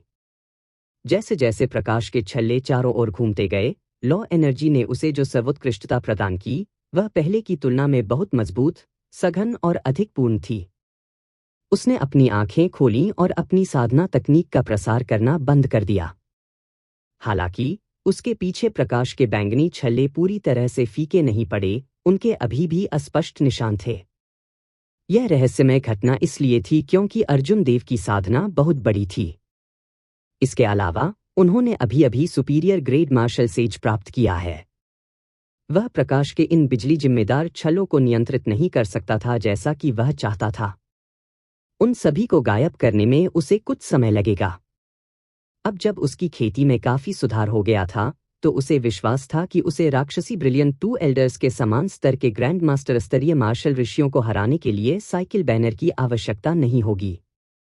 100 पीक स्पिरिट वेन्स छीनने के बाद वह ऐसा करने के लिए और भी अधिक आश्वस्त होगा। अर्जुन देव उठ खड़े हुए। तेजी से चलते हुए वह जल्द ही उस सुरंग पर पहुंच गया जहां योगेश था। अब योगेश बहुत बेहतर लग रहा था, लगभग अपनी चरम स्थिति में वापस आ गया था। Superior grade martial sage. प्रकाश के 1000 छल्ले। एक नजर में योगेश ने अर्जुन देव के पीछे प्रकाश के अस्पष्ट बैंगनी छल्ले बनाए। वह अस्पष्ट रूप से गड़गड़ाहट की आवाज सुन सकता था। अर्जुन देव ने सिर हिलाया और कहा, स्वर्गीय खंडहर बंजर भूमि में एक आकस्मिक मुठभेड़ के कारण मैं अभी अभी टूट गया हूं। यह वास्तव में आश्चर्यजनक है।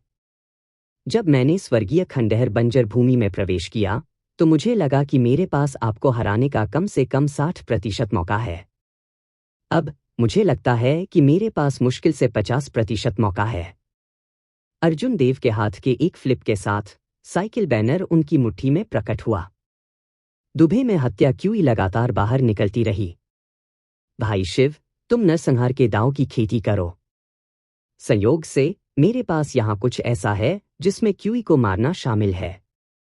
वहीं इसमें डेथ क्यूई और रूइन क्यूई भी हैं, जो दोनों नरसंहार से संबंधित हैं।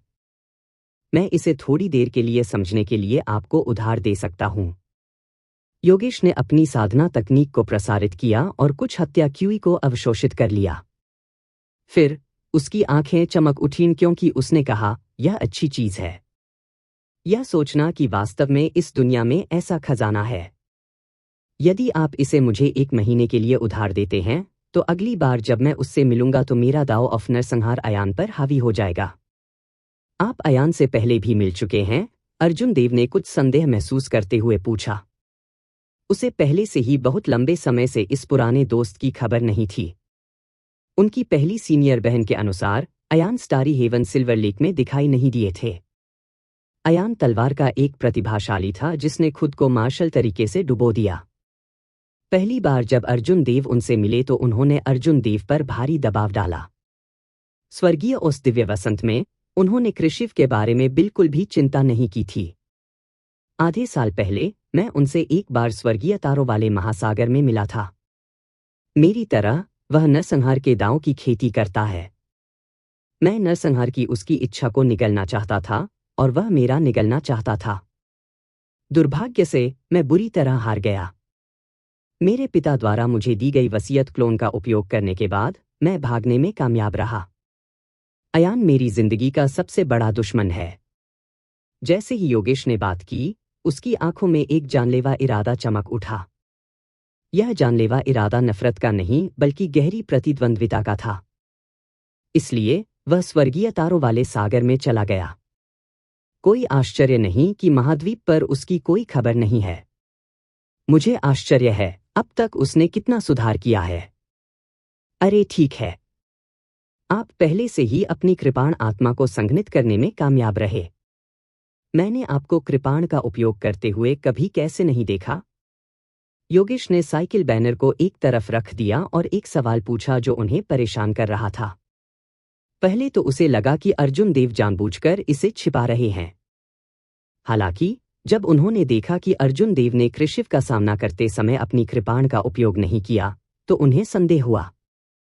योगेश के इस सवाल पर अर्जुन देव के चेहरे पर एक आहत भाव दिखाई दिया। यदि अर्जुन देव कृपाण रहित रहे तो निर्दोष कृपाण दाव वास्तव में निर्दोष कैसे हो सकता है। यहां तक कि अगर अर्जुन देव ने अपने विचारों को कृपाण के रूप में इस्तेमाल किया तो उनके शरीर को कृपाण के रूप में, अगर उनके दिल में वह कृपाण नहीं होता तो उन्हें अपने कृपाण दाव को पूरा करने में बहुत कठिनाई होती। बहुत देर बाद अर्जुन देव ने मुस्कुराते हुए धीरे से समझाया, मेरी कृपाण, मैंने इसे खो दिया। योगेश अवाक रह गया। ऐसा लग रहा था कि उसने कुछ ऐसा पूछा है जो उसे नहीं करना चाहिए था। उस खोई हुई कृपाण के पीछे शायद कोई कहानी थी। जब योगेश कुछ सांत्वना देने वाले शब्द कहने ही वाले थे तभी उन्होंने अर्जुन देव को शांति से कहते हुए सुना, हालांकि किसी दिन मैं उसे वापस ले लूंगा। कोई फर्क नहीं पड़ता कि मुझे क्या कीमत चुकानी है। अर्जुन देव के सपाट स्वर में निर्विवाद विश्वास था। योगेश मंद मंद मुस्कुराया और अपनी जीभ पकड़ ली। सुरंग खामोश हो गई। योगेश ने दुबई में हत्या क्यूई को अवशोषित करना शुरू कर दिया क्योंकि अर्जुन देव ने अपनी वर्तमान खेती को स्थिर करना जारी रखा। कुछ समय बीत जाने के बाद मार्ग से खरोंचने की आवाजें आईं। भगवान नवेश्वर की यात्रा की विशेष विधि को पहचानते हुए उन दोनों ने एक ही समय में अपनी आंखें खोली। दरार। दोनों के सिर के ऊपर की दीवार में एक छेद दिखाई दिया। भगवान नवेश्वर कुछ गंदगी के साथ उनके बीच गिर गए।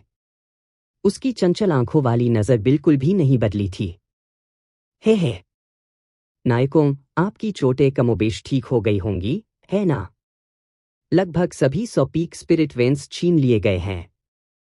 यदि आप अभी भी बाहर नहीं आते हैं तो आपको बचा हुआ भी नहीं मिलेगा, भगवान नवेश्वर ने हड़बड़ी में कहा। उनकी आंखें आशा से भर गईं।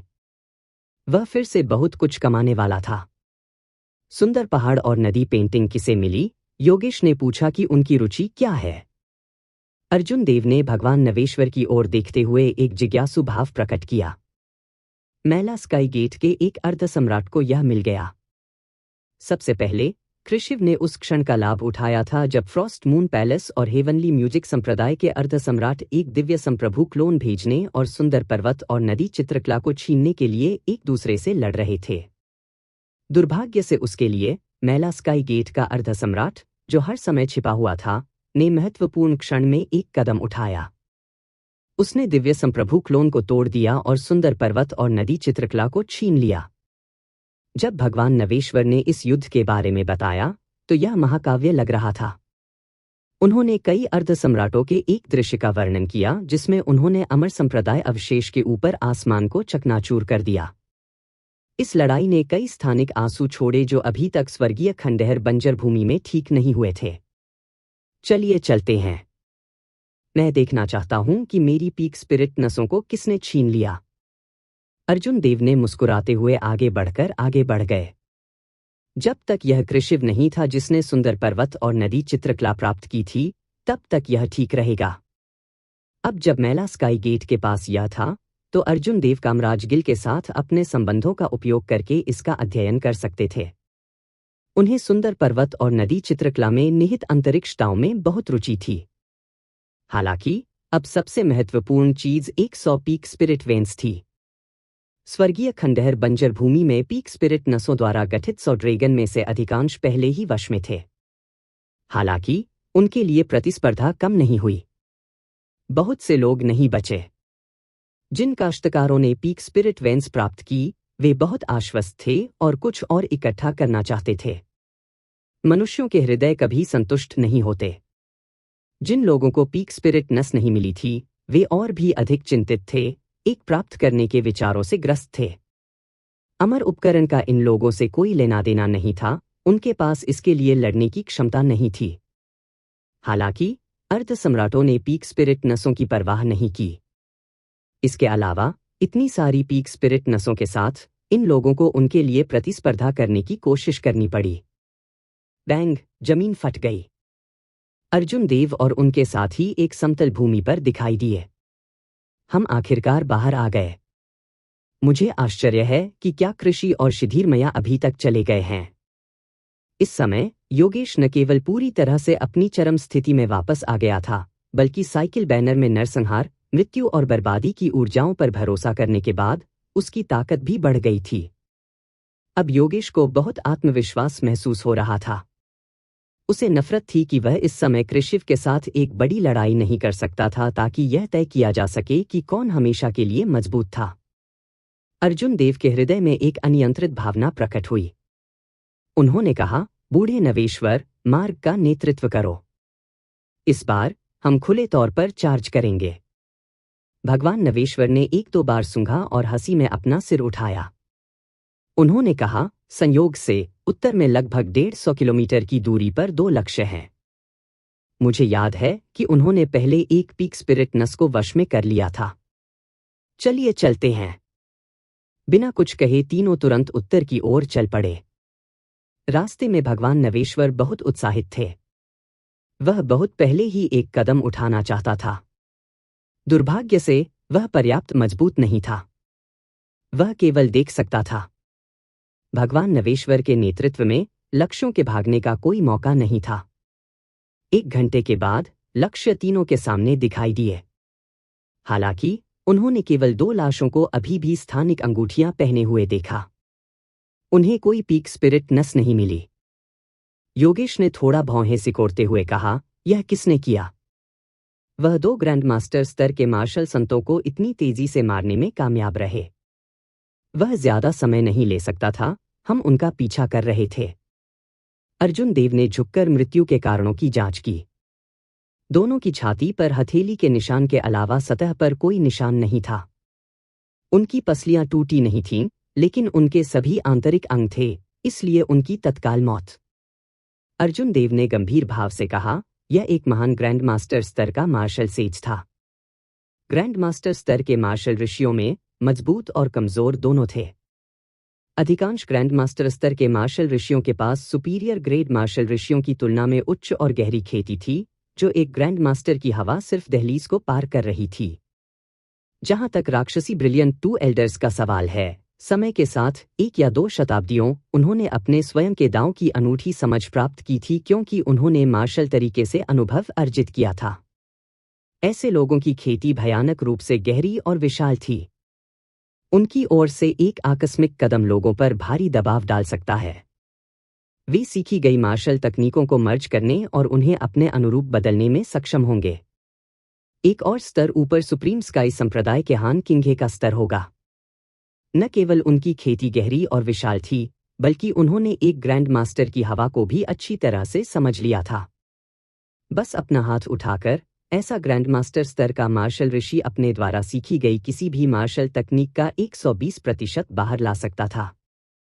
उस स्तर पर काश्तकारों को महान ग्रैंड मास्टर स्तर के मार्शल ऋषि के रूप में जाना जाता था। ये लोग अपने स्वयं के संप्रदाय स्थापित कर सकते थे और अपनी विरासत को पीछे छोड़ सकते थे। वे 1000 साल तक नहीं गिरेंगे। यदि वे एक आकस्मिक मुठभेड़ में भाग गए, तो वे एक ही बार में स्वर्ग पर चढ़ने में सक्षम होंगे, अर्ध सम्राट बन जाएंगे। समूह से पहले दोनों को मारने वाला व्यक्ति महान ग्रैंड मास्टर स्तर पर था। योगेश ने विश्लेषण किया, आमतौर पर विभिन्न संप्रदायों के महान ग्रैंड मास्टर स्तर के मार्शल ऋषियों के पास ऐसी चीजें हैं जो उन्हें करने की आवश्यकता है। पीक स्पिरिट वेंस उनके लिए बेकार हैं। वे किसी भी समय संप्रदाय की पवित्र आत्मा की नस तक पहुंच सकते थे, इसलिए जिसने ऐसा किया वह एक ढीला कृषक होने की संभावना है। भगवान नवेश्वर के होंठ फड़क उठे और उन्होंने पूछा, कौन सा बूढ़ा आदमी इतना बेशर्म है? 1 या 2 पीक स्पिरिट नसों की खातिर उन्होंने ऐसा कदम उठाया। क्या वह अपनी प्रतिष्ठा को नुकसान पहुंचाने से नहीं डरता? महान ग्रैंड मास्टर स्तर के मार्शल ऋषि ऐसे लोग थे जो स्वर्ग में चढ़ने से केवल एक कदम दूर थे। इस तरह के कर्म फैलने पर किसी की प्रतिष्ठा के लिए हानिकारक होंगे। अर्जुन देव ने खड़े होकर कहा, 1 या 2 पीक स्पिरिट वेंस उनके लिए एक कदम उठाने के लायक नहीं होंगे। हमारी तरह वह शायद सभी 100 पीक स्पिरिट वेंस को लक्षित कर रहा है। यह असंभव है। इस भगवान नवेश्वर के अलावा कोई भी याद नहीं कर सकता कि आत्मा की नसों और उनकी आभा को किसने प्राप्त किया था। भगवान लियू ने तर्क दिया, असंबद्ध होकर। यहां तक कि एक महान ग्रैंड मास्टर स्तर का मार्शल ऋषि भी ऐसा नहीं कर पाएगा। कोई बात नहीं, बस आगे बढ़ते रहो। आइए पहले इसकी परवाह न करें। हालांकि हमें एक महान ग्रैंड मास्टर स्तर के मार्शल सेज के साथ टकराने के लिए तैयारी करने की जरूरत है। जैसे जैसे समूह आगे बढ़ता गया, भगवान नवेश्वर ने हवा को सूंघा और एक मुस्कान प्रकट की, उसे एक और निशाना मिल गया। हालांकि समूह को फिर से बहुत देर हो चुकी थी। उन्होंने केवल एक लाश देखी। वे कुछ भी प्राप्त करने का प्रबंधन नहीं कर सके। अरे नहीं, हमें फिर से बहुत देर हो चुकी है। तीसरे लक्ष्य पर लॉक करने के बाद भी परिणाम वही था। किसी ने ऐसा करने से पहले पीक स्पिरिट नस छीन ली थी। जमीन पर पड़ी सभी लाशें एक ही झटके में मर गई थीं। इस समय यह स्पष्ट था कि महान ग्रैंड मास्टर स्तर के मार्शल सेज का लक्ष्य उनके जैसा ही था। अर्जुन देव के हाव भाव ठंडे पड़ गए। कुछ देर सोचने के बाद उन्होंने अपने फ्रीडम विंग्स को फहराया। उसका शरीर हवा की तरह हल्का हो गया। क्रिस्टलीय शुद्ध सफेद पंख उसके चारों ओर गिर गए। बूढ़े नवेश्वर, दिशा बताओ। भले ही यह एक महान ग्रैंड मास्टर स्तर के मार्शल सेज हों, मैं आज उनके साथ लड़ूंगा। अर्जुन देव ने उस दिशा में देखा जहां भगवान नवेश्वर ने इशारा किया था। रुकने से पहले उसकी आंखों के सामने कई तरह के दृश्य दिखाई दिए। फिर उन्होंने एक कदम बढ़ाया, भगवान नवेश्वर और योगेश को अपने साथ 50 किलोमीटर आगे लाया। तीनों के पीछे मुड़ी हुई जगह ने एक दिलचस्प दृश्य बनाया। इस बार उन्हें बहुत देर नहीं हुई थी। उनके सामने 5 लक्ष्य खड़े थे, जिनमें से केवल एक ग्रैंड मास्टर स्तर के मार्शल सेज तक पहुंच गया था। अर्जुन देव को एक चाल चलने की आवश्यकता के बिना काफी मजबूत योगेश ने ग्रैंड मास्टर स्तर के मार्शल सेज को भेजने के लिए अपने हत्या कृपाण दाव का इस्तेमाल किया और पीक स्पिरिट नस प्राप्त की।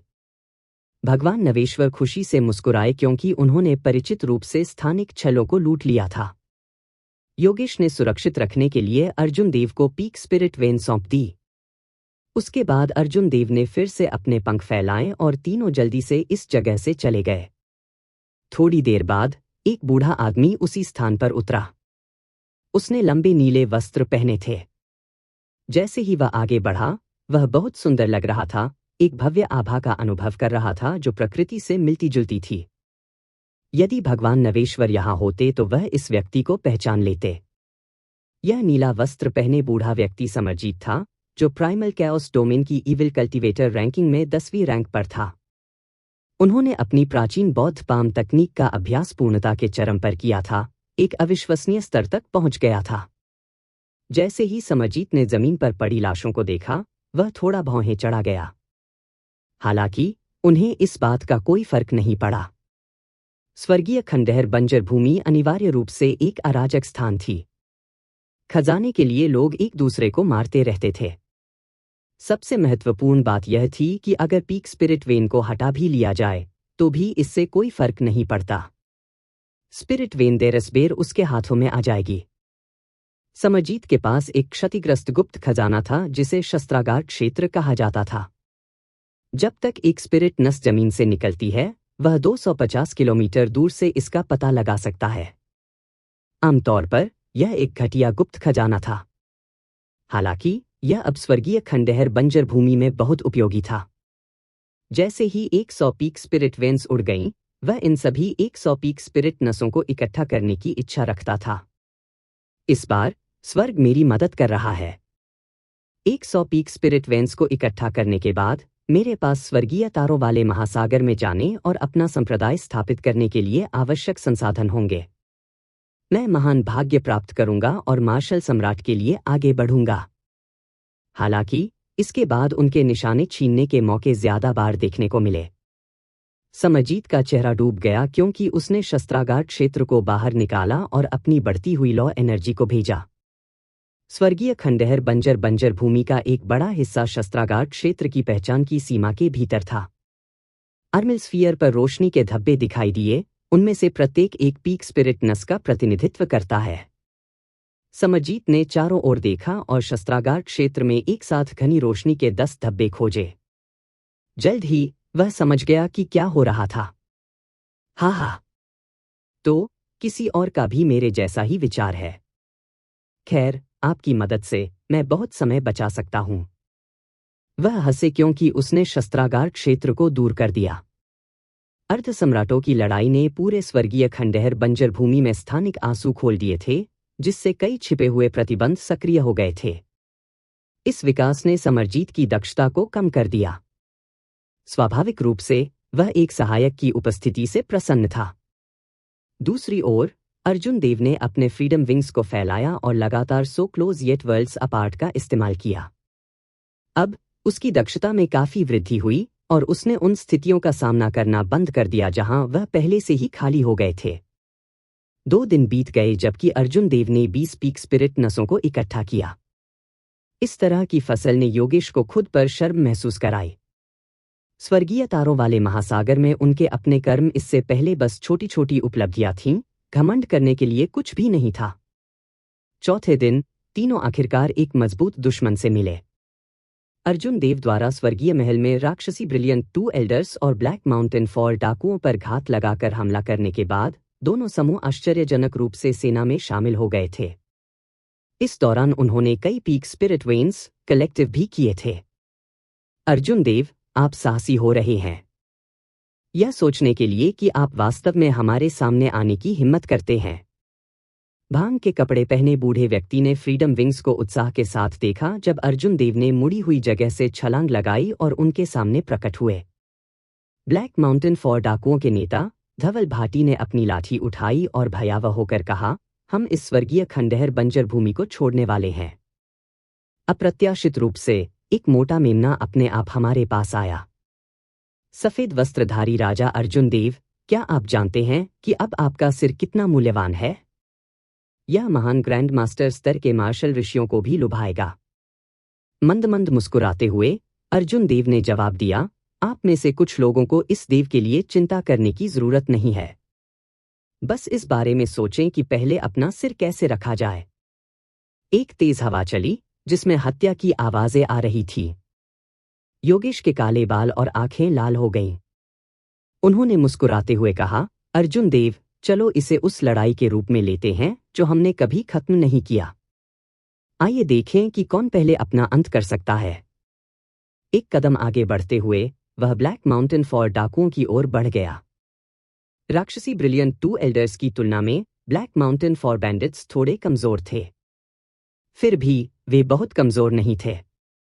इस तरह की प्रतियोगिता की स्थापना करना काफी उचित था। अर्जुन देव मुस्कुराए और राक्षसी तेजस्वी 2 बुजुर्गों पर हमला किया। जब उसने इसके बारे में सोचा तो उसे एहसास हुआ कि यह उसकी तीसरी बार उनसे लड़ेगा। पहली बार में सिर्फ अधेड़ उम्र के आदमी से लड़ना पहले से ही एक संघर्ष था। अंत में अर्जुन देव को बचने के लिए अपने एक तुरुप के पत्ते, एक अमरकला जादू कौशल का उपयोग करना पड़ा। उसके पास जीत की कोई संभावना नहीं थी। दूसरी बार में उसने स्वर्गीय महल के प्रतिबंध में उनसे लड़ाई की थी। साइकिल बैनर का उपयोग करते हुए उनका दोनों के साथ एक संक्षिप्त संघर्ष हुआ। उस युद्ध में अर्जुन देव ने राक्षसी मेधावी 2 बुजुर्गों को इस हद तक दबाने के लिए बाहरी सहायता का उपयोग किया कि वे उठ नहीं सकते थे। यह एक वास्तविक लड़ाई नहीं थी। भांग के कपड़े पहने बूढ़े ने अपने जलते हुए लाल पंखे को बुलाया। उग्र बादल तुरंत चारों ओर 5 किलोमीटर तक अटूट रूप से ऊपर फैल गए, देखने के लिए एक भयानक दृश्य। फिर उसने ठंडे स्वर में पूछा, अर्जुन देव, प्राइमल एसेंस नेचर पिल सौंप दो और हम दोनों आपकी जान बचा सकते हैं, जिससे आप स्वर्गीय खंडहर बंजर भूमि को छोड़ सकते हैं। प्राइमल एसेंस नेचर पिल एक किंग ग्रेड मेडिसिनल पिल थी जिसे मिस्टर कियान ने परिष्कृत करने के लिए बहुत प्रयास किया था। अंत में सफल होने से पहले कई बार असफल हुए। राक्षसी ब्रिलियंट 2 एल्डर्स पहले से ही 100 वर्षों से अपनी वर्तमान साधना में अटके हुए थे। अपनी सारी क्षमता का उपयोग करने के बाद वे अपनी ताकत बढ़ाने के लिए केवल बाहरी वस्तुओं पर भरोसा कर सकते थे। पहले तो राक्षसी मेधावी 2 बुजुर्गों ने सोचा था कि अर्जुन देव को मारना एक आसान बात होगी। किसने कल्पना की होगी कि अर्जुन देव न केवल उनकी नाक के नीचे मिस्टर कियान को मार डालेंगे, बल्कि वह प्राइमल एसेंस नेचर पिल भी छीन लेंगे। इस असफलता के परिणामस्वरूप राक्षसी ब्रिलियंट 2 एल्डर्स ने मेडिसिन गॉड वैली को नाराज कर दिया और प्राइमल एसेंस नेचर पिल खो दी। एक दोहरी समस्या। अर्जुन देव के प्रति उनकी नफरत की कल्पना करना आसान था। प्राइमल एसेंस नेचर पिल? क्षमा करें, मैंने पहले ही इसका सेवन कर लिया है, अर्जुन देव ने कहा और पूरी तरह से बिना किसी खेद के मुस्कुराते हुए। अधेड़ उम्र के आदमी ने सदमे में चिल्लाते हुए कहा, क्या आपने वास्तव में इसका सेवन किया? यह कैसे हो सकता है? यह एक किंग ग्रेड औषधीय गोली है। आपकी खेती को देखते हुए आप इसका सेवन कैसे कर सकते थे?